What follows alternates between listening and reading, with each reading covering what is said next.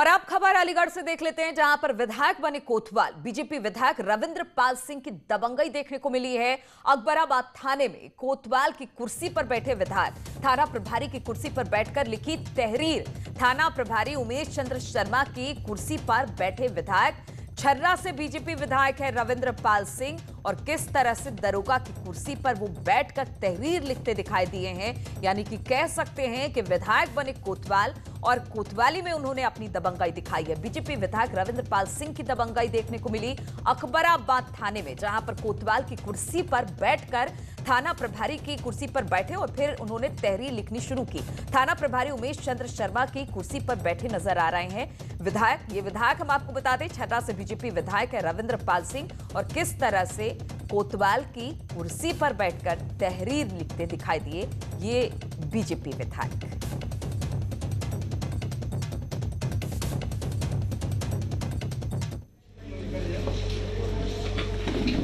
तो शायद कोतवाल साहब बगल में बैठे हैं, लेकिन उनकी कुर्सी पर बैठे दिखाई दे रहे हैं विधायक जी। कोतवाल ने अपनी कुर्सी विधायक जी के लिए खाली की होगी और शायद विधायक जी भी उस पर बिना कुछ बात किए बैठ गए, और वहां पर किस तरह से तहरीर दे रहे हैं, और सामने भी तमाम सिपाही और पुलिस वाले बैठे हुए हैं।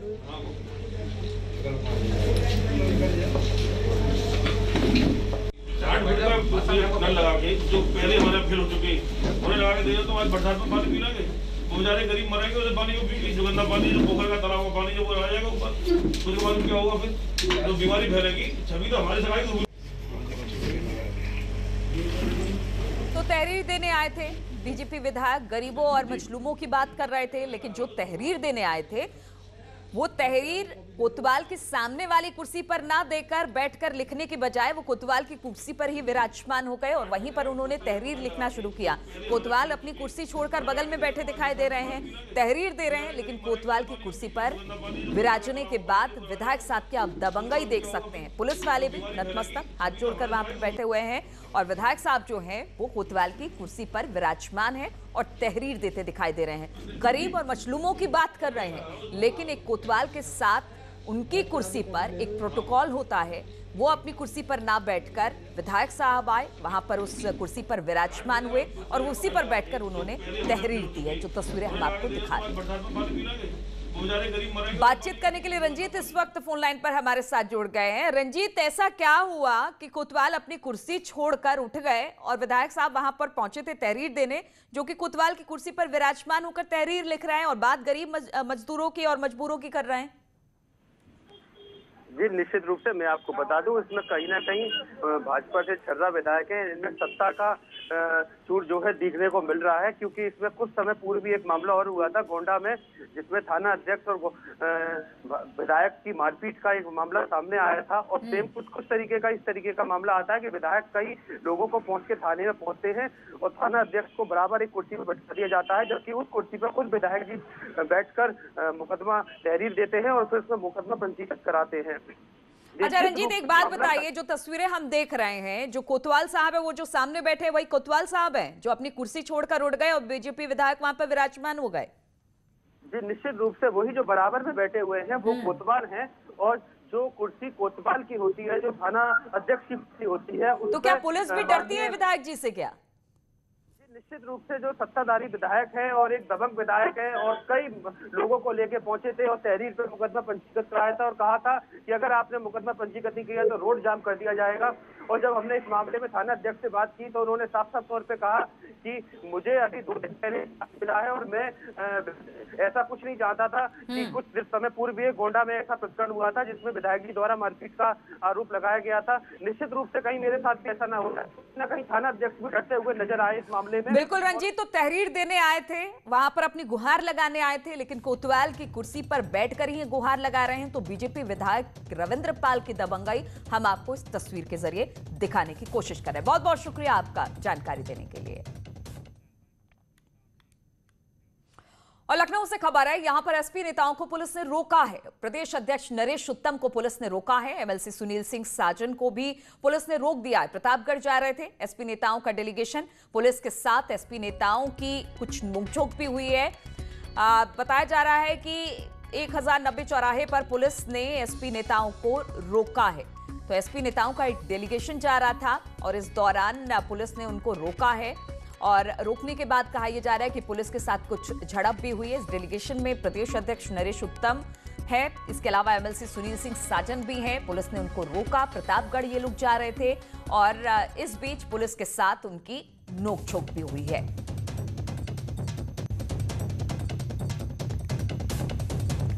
तो कारवां आप देख सकते हैं, कई नेता थे एसपी के और प्रतापगढ़ की तरफ जा रहे थे जब पुलिस ने इन्हें रोका है और पुलिस के रोकने पर इनकी नोकझोंक भी हुई है क्योंकि ये लोग आगे बढ़ने की बात कर रहे थे, आगे जाने की बात कर रहे थे। गुनाह चरम पर हैं। जिस प्रदेश में कप्तान डीएम लोगों की हत्या कर रहा हो कि पैसा नहीं दोगे तो हत्या हो जाएगी, हमारे प्रमुख को इनकाउंटर करने की साजिश कर रहे हैं, तो जो ये प्रदेश में गुनाह हो रहा है और माननीय मुख्यमंत्री जी गुनाहों के देवता बन करके बैठे हैं, ये गुनाहों के देवता न बने। मुख्यमंत्री चुना है जनता ने तो मुख्यमंत्री की जिम्मेदारी समझें। प्रतापगढ़ में जो पार्टी के नेता कार्यकर्ताओं की मृत्यु हुई है उनकी शोक संवेदना व्यक्त करने और पार्टी के जो कार्यकर्ताओं का पुलिस या उत्पीड़न है उनकी जानकारी लेने के लिए माननीय अखिलेश यादव जी के निर्देश पर प्रतापगढ़ के लिए रवाना हुए। 8 बजे हम उदयवीर सिंह सुनील साजन जी, हमारा ये बौखंडी में आवास है, बौखंडी के गेट में पुलिस की गाड़ियां लगा करके जबरदस्ती रोका। जब हमारे साथियों ने, दोनों साथियों ने कहा कि कौन सा आदेश है जिसकी वजह से हमको वहां जाने से रोक रहे हैं, तो उन्होंने कहा नहीं, हमको आदेश, आप नहीं जाएंगे। और जाको राखे साइया मार सके ना कोई, कई बार ये कहावत सच साबित होती दिखाई दे रही है। ऐसा ही कुछ हुआ है कानपुर में। यहां के रानिया इलाके में एक ट्रक ने रिवर्स होते वक्त एक बाइक सवार को टक्कर मार दी।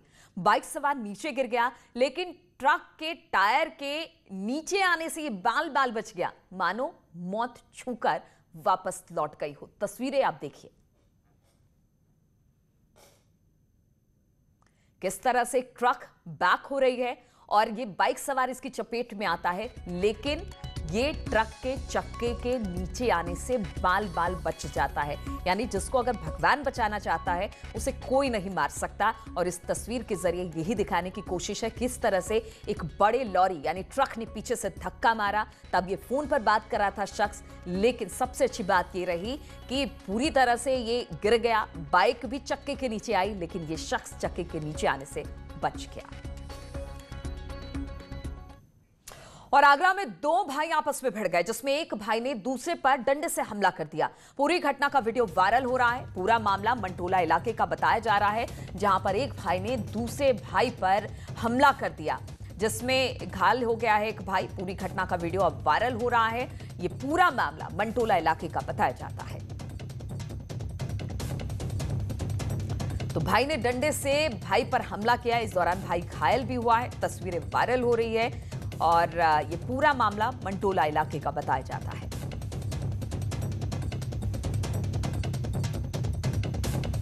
किस तरह आपस में ही भाई भाई से भिड़ गया और फिर डंडे से अपने भाई पर हमला किया दूसरे भाई ने।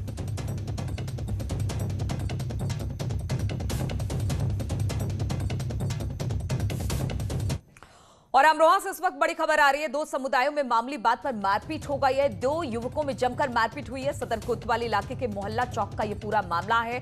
पुलिस आरोपियों की तलाश में जुट गई है। तो मैं आपको बता दें कि बड़ी खबर है अमरोहा से, जहां पर 2 समुदायों में मामूली बात पर मारपीट हुई है। 2 युवकों की जमकर मारपीट की गई है। सदर कोतवाली इलाके में मोहल्ला चौक का यह पूरा मामला है, जहां पर आपस में 2 गुट भिड़ गए और इस दौरान 2 लोगों के बीच जबरदस्त तरीके से मारपीट हुई है। फिलहाल पुलिस आरोपियों की तलाश में जुट गई है। तो तस्वीरें आप देख सकते हैं किस तरह से आपस में 2 गुट भिड़े। काफी ज्यादा लोग यहां पर दिखाई दे रहे हैं। बताया जा रहा है 2 युवकों की इसमें जमकर पिटाई भी की गई है। सदर कोतवाली इलाके के मोहल्ला चौक का यह पूरा मामला बताया जा रहा है। फिलहाल पुलिस इन दोनों आरोपियों की तलाश में जुट गई है। तो आप तस्वीरें देख सकते हैं किस तरह से सदर कोतवाली इलाके के मोहल्ला चौक का ये पूरा मामला है, जहां पर 2 गुटों में यानी 2 समुदायों में मामूली बात पर मारपीट शुरू हुई। 2 युवकों की जमकर इसमें पिटाई की गई है। तस्वीरें हम आपको दिखा रहे हैं और अब जो पुलिस है वो पूरे मामले में आरोपियों की तलाश में जुट गई है।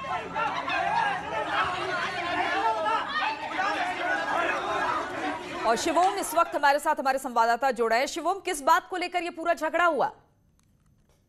पूरा मामला बीती रात का है, जहाँ पर दो समुदाय के बीच झगड़ा हुआ था। मामूली बात को लेकर झगड़ा होता है। ये जो प्रजापति समाज को ताल्लुक रखता है, जो पीड़ित जो पिता है, ये पैसे लेकर एक मुस्लिम पक्ष के पैसे लेने गया था आपने। वहाँ पर जो कुछ लोग दबंग लोग बैठे हुए थे रात के समय लगभग 9:30 बजे, तो उसमें उन्होंने कहा टोकना शुरू कर दिया। इसी बात पर कहा शुरू हो गई, इतनी हुई तो उन्होंने घेर कर दोनों को जमकर पिटाई की है जी। और कहा यह जा रहा पुलिस अब आरोपियों की तलाश में जुट गई है। कितने आरोपी है जिनकी तलाश कर रही है पुलिस? पुलिस ने इस मामले पूरे 5 लोगों के खिलाफ नाम नेम्ड करते हुए और कुछ 10-15 लोगों का नाम अज्ञात मुकदमा दर्ज किया है, बलवे में मुकदमा दर्ज किया गया और उनकी छानबीन करने में लगी है जी। चलिए शिवम, बहुत बहुत शुक्रिया आपका। तो अमरोहा में 2 गुट आपस में भिड़ गए और इसमें कुछ लोगों के खिलाफ यानी करीब 5 लोगों के खिलाफ पुलिस ने तहरीर लिखी है, जिसकी अब तलाश पुलिस को है। और गाजियाबाद से खबर है, गाजियाबाद में हुक्का बार पर पुलिस की छापेमारी जारी है। पुलिस ने यहां पर एक और हुक्का बार पर छापा मारा है। इंदिरापुरम इलाके के नीति खंड में अवैध हुक्का बार चल रहा था। पुलिस ने यहां से 15 लोगों को हिरासत में लिया है।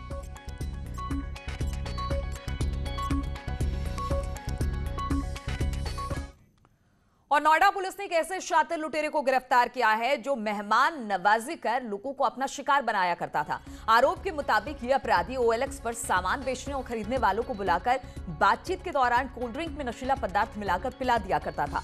फिर उसके बेहोश होने पर लूटपाट कर फरार हो जाता था। इसके पास से एक कार, चोरी के 5 मोबाइल, नशीली दवाइयां और अलग अलग नामों की ID भी मिली है। तो किस तरह से OLX पर सामान बेचने को लेकर ये लोगों को बुलाया करता था। जब लोग इसके पास पहुंचते थे तो कोल्ड ड्रिंक में नशे का सामान मिलाकर लोगों को पिला दिया करता था और फिर लोगों से लूटपाट कर वहां से फरार हो जाया करता था। लेकिन अब ये पुलिस के शिकंजे में है।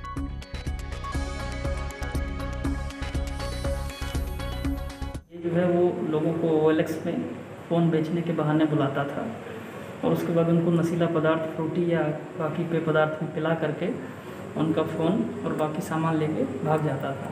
इसमें इस तरह की शिकायत आ रही थी, जिसमें हम लोगों ने जो है वो जब कार्रवाई करी तो ये शख्स गिरफ्तार किया गया। और आगरा में पुलिस ने 4 शातिर बदमाश को गिरफ्तार किया है जो लोगों से ठगी किया करता था। थाना इत्मादुल्ला और साइबर सेल की टीम ने इन बदमाशों को धर दबोचा है। ये बदमाश ऑनलाइन और सोशल मीडिया में अपनी कंपनी का प्रचार प्रसार मूवर्स एंड पैकेट्स के रूप में किया करते थे। जिस किसी को सामान शिफ्ट करना होता वो इनसे संपर्क करते, तब ये शिफ्टिंग के नाम पर एडवांस रुपए लेकर ठग लिया करते, फिर अपना मोबाइल बंद कर देते। इस तरह से इन्होंने लोगों से लाखों रुपए ट्रांसफर कर ठग लिए। 4 साइबर क्राइम के शातिर अपराधियों को गिरफ्तार किया है। इनके द्वारा ऑनलाइन प्लेटफॉर्म्स जैसे जस्ट डायल, OLX और इंटरनेट पर, सोशल मीडिया पर ट्रांसपोर्टर्स की या मूवर्स एंड पैकर्स की ऑनलाइन एडवर्टीजमेंट करके लोगों के साथ फ्रॉड करने का काम करते हैं। और बाराबंकी में उत्तर प्रदेश रोडवेज की शताब्दी एक्सप्रेस बस हादसे का शिकार हो गई। 12 लोग इसमें घायल हो गए हैं। गोरखपुर से लखनऊ जा रही थी ये बस, जब इसका संतुलन अचानक बिगड़ गया जिससे वो सड़क किनारे गड्ढे में पलट गई। इस हादसे में महिला कंडक्टर समेत 12 लोग घायल हो गए हैं। महिला कंडक्टर की हालत फिलहाल गंभीर बताई जा रही है। 12 जो बाकी जो घायल थे 11 उनको प्राथमिक इलाज के बाद घर के लिए छोड़ दिया गया है, रवाना कर दिया गया है।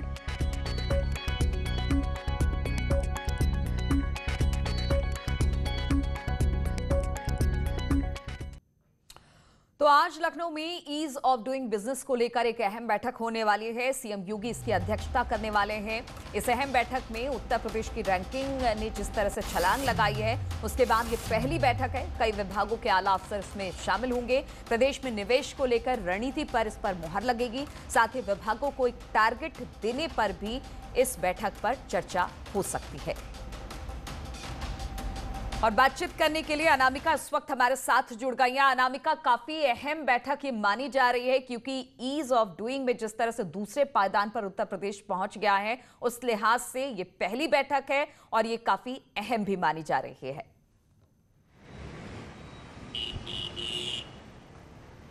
और देखिए नीलू, बिल्कुल बहुत ही महत्वपूर्ण बैठक है ये। 12 बजे से ये बैठक शुरू होगी। तमाम आला अधिकारियों को पहले ही बोल दिया गया है वो बैठक में अपने तय समय पर पहुंच जाएंगे। लेकिन महत्वपूर्ण बिंदु क्या होने वाले हैं ये बहुत ज़्यादा महत्वपूर्ण इस पर डिस्कस करना है, क्योंकि बिजनेस रिफॉर्म एक्शन प्लान की जब बात हम करते हैं तो बहुत सारे विभाग ऐसे भी हैं जहाँ पे सुधार होने हैं और वो हो नहीं पाए हैं।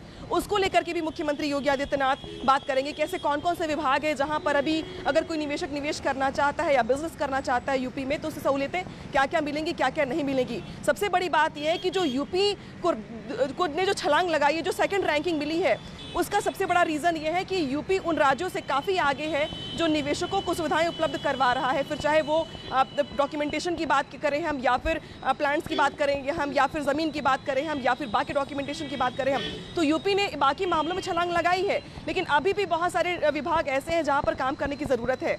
ये भी सूत्र बता रहे हैं कि अब ये भी माना जा रहा है कि जिस तरीके से इन्वेस्टर्स समिट किया गया, ग्राउंड ब्रेकिंग सेरेमनी करी गई, तो आने वाले महीनों में इस कोरोना काल के बाद ज़रूर कुछ प्लान किया जाएगा जिसमें ये बताया जाएगा कि आखिर और क्या क्या चीज़ें इसमें बेहतर हो सकती हैं।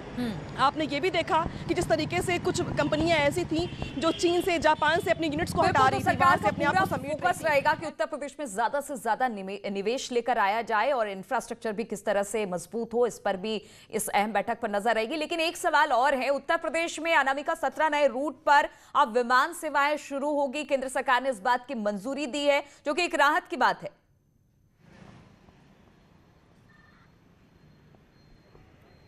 देखिए नीलू, पिछले हफ्ते जो बैठक हुई थी मुख्यमंत्री योगी आदित्यनाथ की, उसके पहले से ही ये कहा गया था कि भाई ऐसे कौन कौन से जगह, ऐसे स्थान ऐसे हैं जो पर्यटन के लिहाज से और धार्मिक लिहाज से महत्वपूर्ण है, या फिर लोगों का रश वहाँ पे ज़्यादा है, या फिर वहाँ के लोगों को दूसरे ज़िले में जाना पड़ता है, दूसरे स्थानों पर जाता है एयरपोर्ट के लिए, एयर कनेक्टिविटी के लिए। तो उसको लेकर के जब मुख्यमंत्री योगी आदित्यनाथ केंद्रीय मंत्री हरदीप पुरी के साथ बातचीत कर रहे थे वीडियो कॉन्फ्रेंसिंग के जरिए, तो बात हुई थी सिर्फ चित्रकूट, सोनभद्र और अयोध्या की। लेकिन इस बीच जो 17 प्रस्ताव थे अलग अलग स्थानों के लिए, वो भी आगे रखे गए और ये आग्रह किया गया कि बहुत जल्द से जल्द जो भी कागजी कार्रवाई है या फिर जो मंजूरी देने की बात की जा रही थी उसको लेके आग्रह किया गया। कुछ ही दिनों के बाद इसका रिजल्ट सामने आया है और केंद्र सरकार की ओर से बिल्कुल, तो आग्रह मान लिया गया केंद्र सरकार की तरफ से और अब इस पर कार्य योजना भी शुरू होगी, काम भी शुरू होगा। बहुत बहुत शुक्रिया आपका अनामिका तमाम जानकारी देने के लिए। और नोएडा से खबर है, यहाँ पर जेपी नड्डा का नोएडा का आज दौरा होने वाला है। बीजेपी के राष्ट्रीय अध्यक्ष जेपी नड्डा सेक्टर 168 के छपरौली गांव आए हैं। नड्डा यहां पर सेवा सप्ताह का शुभारंभ करेंगे। 14 से 20 सितंबर तक जो सेवा सप्ताह है उसे मनाया जाएगा। प्रधानमंत्री मोदी के जन्मदिन के अवसर पर यह सेवा सप्ताह मनाया जाएगा। तो मोदी का जो जन्मदिन है, प्रधानमंत्री मोदी का, उसे सेवा सप्ताह के रूप में मनाया जा रहा है और इसलिए जेपी नड्डा आज नोएडा पहुंच रहे हैं। तो इन तमाम खबरों के साथ इस बुलेटिन में फिलहाल इतना ही। रुकेंगे छोटे से ब्रेक के लिए, लेकिन ब्रेक के बाद भी लगातार खबरों